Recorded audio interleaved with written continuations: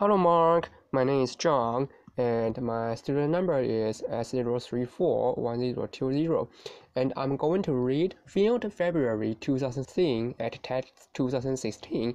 Kang, can you really tell if a kid is lying?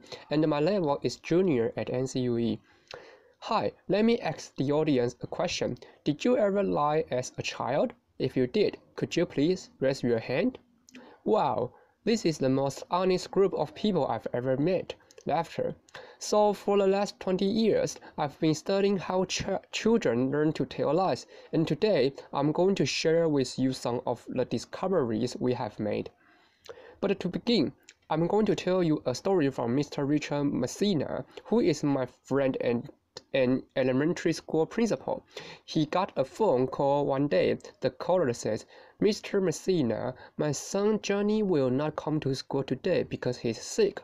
Mr. Messina asks, "Who am I speaking to, please?" And the caller says, "I am my father." Laughter.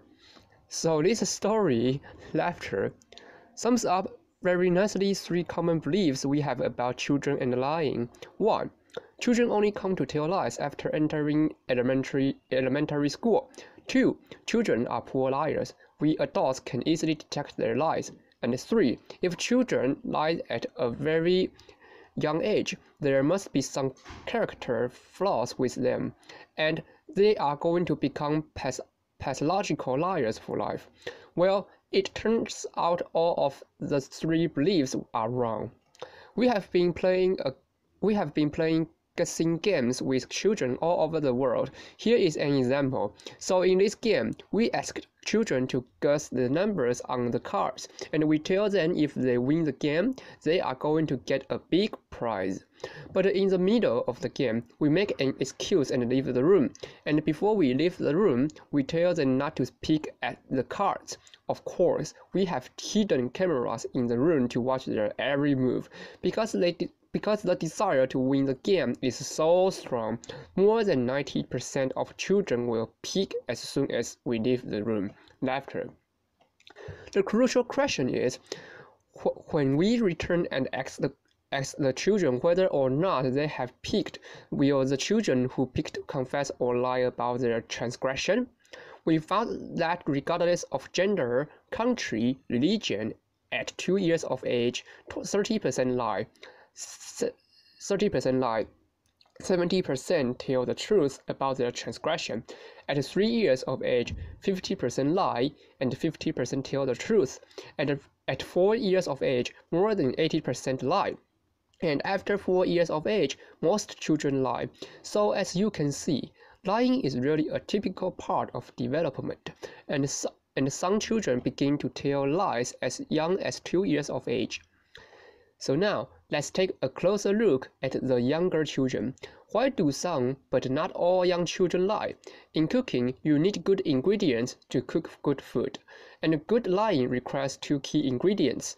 The first key ingredient is theory of mind, or the mind reading ability. Mind reading is the ability to know that different people have different knowledge about the situation, and the ability to differentiate between what I know and what you know. Mind reading is important for lying because the basis of lying is that I know you don't know what I know, therefore I can lie to you. The second key ingredient for good lying is self-control. It is the ability to control your speech, your facial expression, and your body language, so that you can tell a convincing lie. And we found that those young children who have more advanced mind reading and self-control abilities tell lies earlier and are more sophisticated liars. As it turns out, these 2 abilities are also essential for all of us to function well in our society. In fact, deficits in mind reading and self-control abilities are associated with serious developmental problems, such as ADHD and autism. So if you discover your 2-year-old is telling his or her first lie, instead of being alarmed, you should bet. Laughter. Because it signals that your child has arrived at a new milestone of typical development. Now, are children poor liars? Do you think you can easily detect their lies? Would you like to give it a try? Yes? Okay, so I'm going to show you 2 videos. In the videos, the children are going to respond to a researcher's question. Did you pick? So try to tell me which child is lying and which child is telling the truth. Here's child number 1. Are you ready? Video. Adult. Did you pick? Child. No. Kang Li. And this is child number 2. Video. Adult. Did you pick? Child. No. Kang Li. Okay, if you think child number 1 is lying, please raise your hand. And if you think child number 2 is lying, please raise your hand. Okay, so as a matter of fact, child number 1 is telling the truth, child number 2 is lying. Looks like many of you are terrible detectors of children's lies.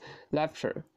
Now, we have played similar kinds of games with many adults from all walks of life, and we show them many videos. In half of the videos, the children lied. In the other half of the videos, the children told the truth. And let's find out how these adults performed. Because there are as many liars as truth tellers, if you guess randomly, there's a 50% chance you are going to get it right. So if your accuracy is around 50%, it means you are a terrible detector of children's lies. So let's start with undergrads and law school students who typically have limited experience with children. No, they cannot detect children's lies. Their performance is around chance. Now, how about social workers and child protection lawyers who work with children on a daily basis? Can they detect children's lies? No, they cannot. Laughter. What about judges, customs officers, and police officers who deal with liars on a daily basis? Can they detect children's lies? No, they cannot. What about parents? Can parents detect other children's lies? No, they cannot. What about, can parents detect their own children's lies? No, they cannot. Laughter, applause. So now you may ask why children's lies are so difficult to detect. Let me illustrate this with my own son, Nathan. This is his facial expressions when he lies. Laughter. So when children lie, their facial expression is typically neutral. However, behind this neutral expression, the child is actually experiencing a lot of emotions, such as fear, guilt, shame, and maybe a little bit of liar's delight, laughter. Unfortunately, some emotions are either fleeting or hidden. Therefore, it's mostly invisible to us. So in the last 5 years, we have been trying to figure out a way to reveal these hidden emotions. Then we made a discovery. We know that underneath our facial skin, there's a rich network of blood vessels. When we experience different emotions, our facial blood flow changes subtly, and these changes are regulated by the autonomic system that is beyond our conscious control. By looking at facial blood flow changes, we can reveal people's hidden emotions. Unfortunately, such emotion-related facial blood flow changes are too subtle to detect by our naked eye. So to help us reveal people's facial emotions, we have developed a new imaging technology we call transdermal optical imaging. To do so, we use a regular video camera to record people when they experience various hidden emotions, and then, using our image processing technology, we can extract transdermal images of facial blood flow changes by looking at transdermal video images. Now we can easily see facial blood flow changes associated with the various hidden emotions, and using this technology, we can now reveal the hidden emotions associated with lying and therefore detect people's lies.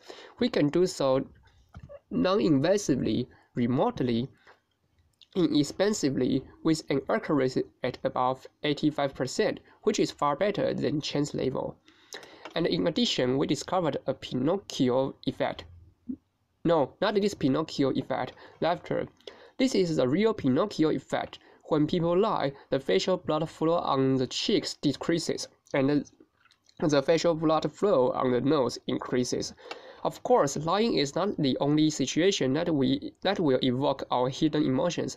So then we ask ourselves, in addition to detecting lies, how can our technology be used? One application is in education. For example, using this technology, we can help this mathematics teacher to identify the student in his classroom who may experience high anxiety about the topic he's teaching so that he can help him. And also we can use this in healthcare. For example, every day I Skype my parents who live thousands of miles away, and using this technology, I can not only find out what's going on in their lives, but also simultaneously monitor their heart rate, their stress level, their mood, and whether or not they are experiencing pain, and perhaps in the future their risks for heart attack or hypertension. And you may ask, can we use this also to reveal politicians' emotions? Laughter. For example, during a debate, well, the answer is yes. Using TV footage, we could detect the politician's heart rate, mood, and stress, and perhaps in the future, whether or not they are lying to us. We can also use this in marketing research. For example, to find out whether or not people like certain consumer products. We can even use it in dating. So for example, if your date is smiling at you, this technology can help you to determine whether she actually likes you or she is just trying to be nice to you. And in this case, she is just trying to be nice to you. Laughter. So transdermal optical imaging technology is at a very early stage of development. Many new applications will come about that we don't know today. However, one thing I know for sure is that lying will never be the same again. Thank you very much. 谢谢。Applause.